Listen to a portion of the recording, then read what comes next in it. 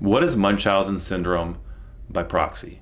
Very briefly, it's a rare form of child abuse where a caretaker, usually a mother, statistically speaking, takes their child into the medical system, doctor's offices and clinics, and fakes or feigns or makes up symptoms. In other words, the child is not sick or just has a small symptom, and they drum it up. They outright make up lies to say the child has this, the child has that.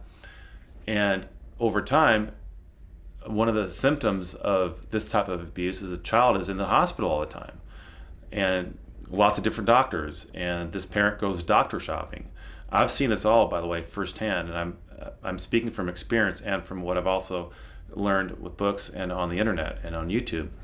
And it's a really, really sick form of child abuse because it flies in the face of everything a parent with a conscience is supposed to do. You're supposed to want to help your child. You don't want them in the hospital. That's what's so twisted about this form of child abuse is the Munchausen parent wants the child in the hospital. And when the child is suffering, guess what? They're okay with that. Does that sound like a normal type of parent to you? No, it's a really decrepit form of child abuse. Fortunately, it's rare, but I'm talking about it because a lot of people in the child protective advocacy, the child protective care system, the guardian ad litems, judges, lawyers, doctors, they don't understand this form of child abuse. And here's why, though. In their defense, the reason they don't understand it is because their thought is, why would a parent bring a child in and make up things that aren't true? Nobody wants their child in the hospital. Well, that's how these Munchausen parents are able to dupe the system, is because they take advantage of that. And by the way, a little side note, but it's an important one. Why do these parents do this? One reason: attention. It's a really evil form of it's an evil act on the child. The payoff for the parent is getting attention. They get attention from the doctors. They get attention from the nurses. Go, oh, you're such a caring parent. Look at you. Oh my gosh, I can't believe you're going through that.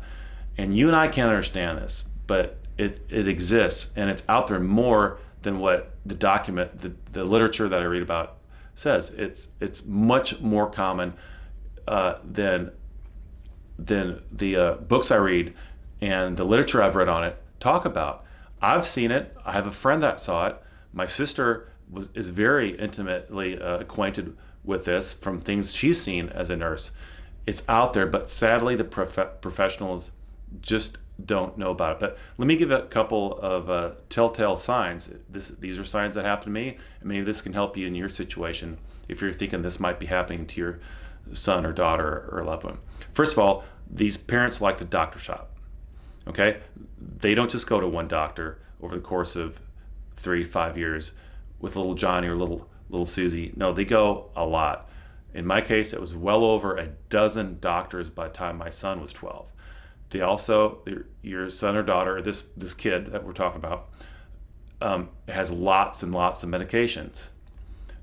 My son at one point had over 19 prescriptions filled over 18 months. It's insane.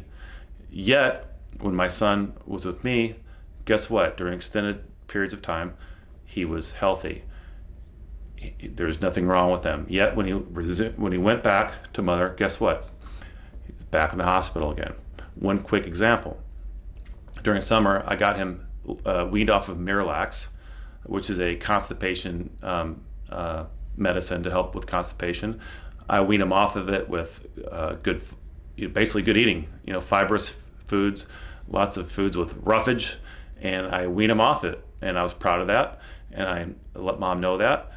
Well, she was not happy with that. And guess what? The very next week, my son was back at the doctor's office. And guess who suggested that he get put back on Miralax? This doctor. Again, I don't think this doctor was just duped. He didn't know better. And the other thing is, what doctor wants to stand up to a mother or father who's saying, hey, little Johnny or little Susie has X, Y, or Z, right? And here's probably the biggest tip-off to Munchausen parents. It's the fact that they're not happy when the child is healed or when the child is recovering or fixed. Most parents would be like, yes, finally, we don't have to come back to the stupid hospital. They're the opposite. They'll bring the child back for more. In fact, very frequently, they will dial it up.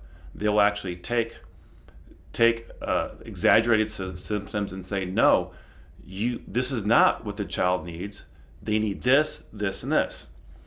Well, how would they know? Well, that's because they're frequently nurses themselves. Munchausen parents are frequently coming out of the medical profession themselves. I know it's all up. This form of child abuse, really, if you think about it, it's all upside down. Everything that looks like X and there's no way it could be anything is actually Y or Z. It's really, really, really strange. And I just wish more people knew about this form of child abuse. All right, here's another interesting thing is Munchausen parents know details. They know about medicines. They know about detailed medical procedures. They will stand up and say, no, my son, my daughter needs this. My son, my daughter needs that. And they take an active role in basically taking over the medical care and suggesting that, these are the meds that he needs. Here's the procedure that he needs or that she needs. And again, that's one of the reasons they go doctor shopping, because a lot of doctors will say, you know what, no, I don't see it that way. And Munchausen parents then get very upset, and that's why they go and doctor shop. Okay, the age of the children, this is important. Usually, in the vast majority of cases that I've studied, and this kind of makes sense, is this happens to children under the ages of 8 approximately.